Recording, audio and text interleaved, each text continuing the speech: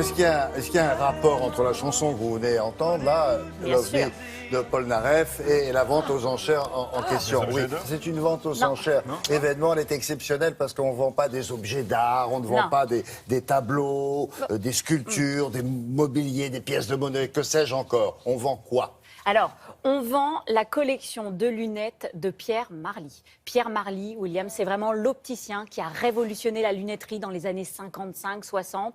À l'époque, quand vous alliez chez l'opticien, il vous proposait un ou deux modèles, il fallait se débrouiller avec ça. Pierre Marly, lui, a vraiment révolutionné tout ça dans les formes, dans les couleurs, dans les tailles. Il a fait des choses très originales. Il a vraiment fait de la lunette un accessoire de mode et ça a fait un carton. C'est pour ça que le tout Paris passait par chez lui.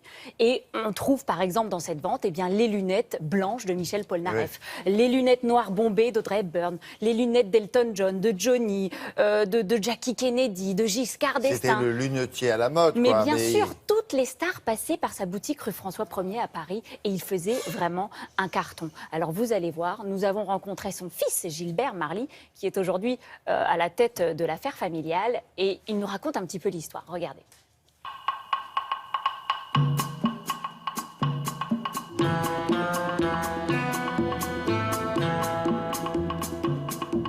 La notoriété de Pierre Marly a commencé en 1963, au moment où la production du film Charade pour Audrey Hepburn a lancé ses lunettes conçues exprès pour elle.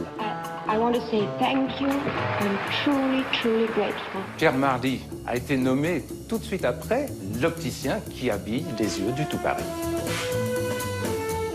Les choses se sont enchaînées. Et nous avons eu la visite de Sophia Loren. Ce jour-là, Pierre Marly avait fait un nouveau prototype et c'était 2 écrans de télévision, tout ça en grande taille avec des couleurs très vives. Elle les a pris et là, ça a fait vraiment un carton. Love me, please love me. Michel Polnareff, c'est certainement notre client le plus fidèle et toujours maintenant. Il avait demandé qu'on fasse un rectangle très enveloppant. Pour lui, c'était une façon de se dissimuler, et ça l'est toujours, je pense. Il ne les quitte jamais, il doit dormir avec, j'ai l'impression. Et ça a donné les lunettes que tout le monde connaît. Je pense que c'est les lunettes les plus connues au monde.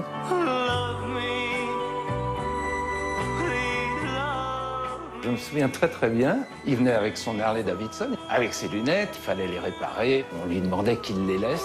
Et il repartait sans lunettes, avec une myopie de moins 6 dioptries, avec son Harley Davidson à fond la caisse.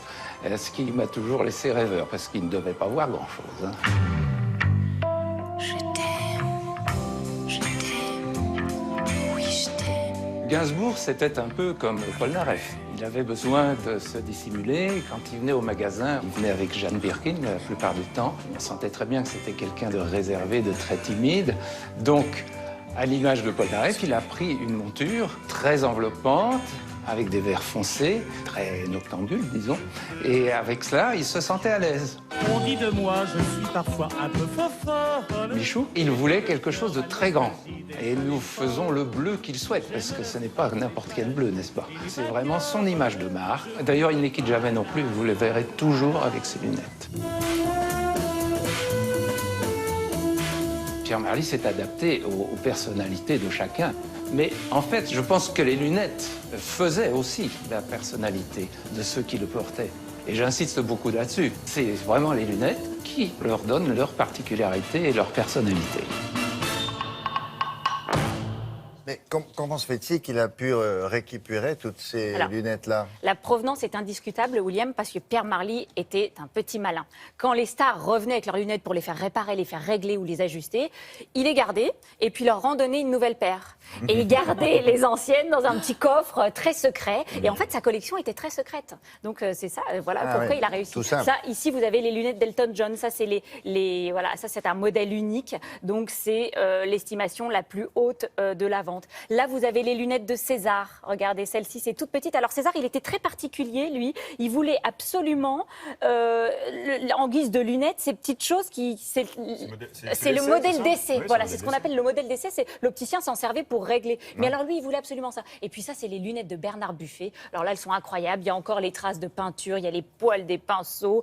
Donc, voilà. Tout ça, vous allez pouvoir acquérir tout cela aux enchères le 13 mai prochain. Et il y a aussi d'autres collections, parce que Pierre Marly Marly était un grand collectionneur. Donc il y aura aussi dans cette vente, en plus des lunettes, des très beaux objets d'art, du très beau D'accord, mobilier ça, c'est et autre des chose. Ça, pièces de j'allais monnaie. dire, c'est plus normal. C'est plus normal.